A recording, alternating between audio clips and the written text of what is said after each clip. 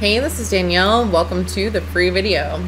Today I'm going to be talking about Home Depot and Lowe's. I really like both of these companies because they have a lot of relative strength, especially in their own sector, and they have some nice setups right now. So looking at Home Depot, we've seen volume climb off of the lows.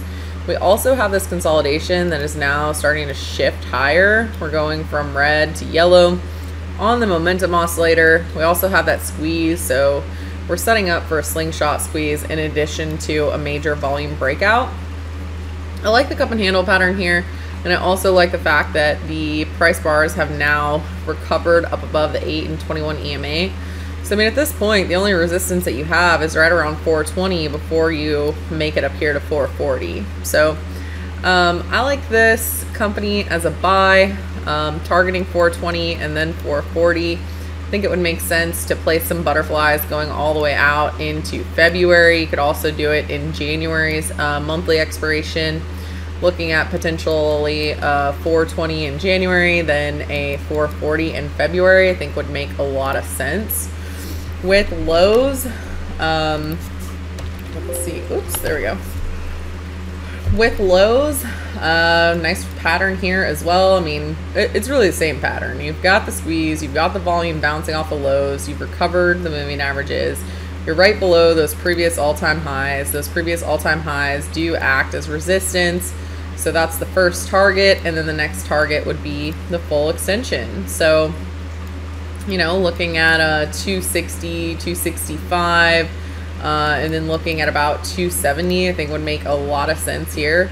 There's always a lot of talk of, you know, which one's better, Home Depot or Lowe's, and as a very frequent customer with both stores, honestly, I'll tell you, when trading them, I mean, I just don't think it matters. I mean, they're both really strong charts. They're both leaders in the space. They both have great trends. I can't really say that one or the other is going to be better. I think they both look great.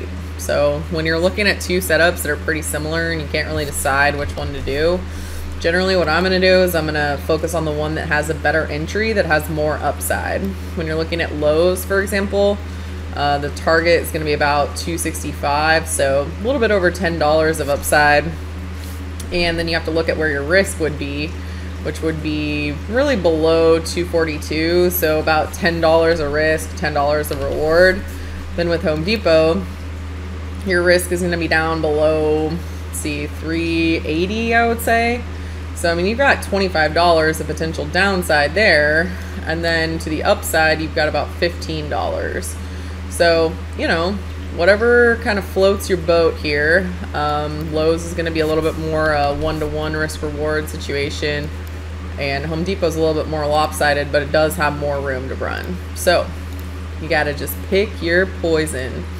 But looking for, you know, Lowe's to trade up into that 260 price point into January. So hope you have found this helpful.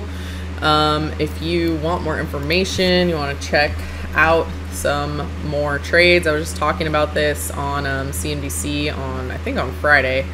But you can follow me on Twitter at Trader Danielle. Other than that, hope you have a great rest of your week, and I'll see you in the next one.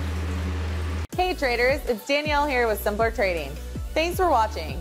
If you enjoyed this video, be sure to like and comment down below. Also, be sure to subscribe and click the bell icon so you will never miss the latest take from our trading experts. Did you know that we provide real-time trade alerts so that you know exactly what we're doing, exactly when we're doing it? Go to www.simplertrading.com to learn more. Good trading, and we'll see you in the next video.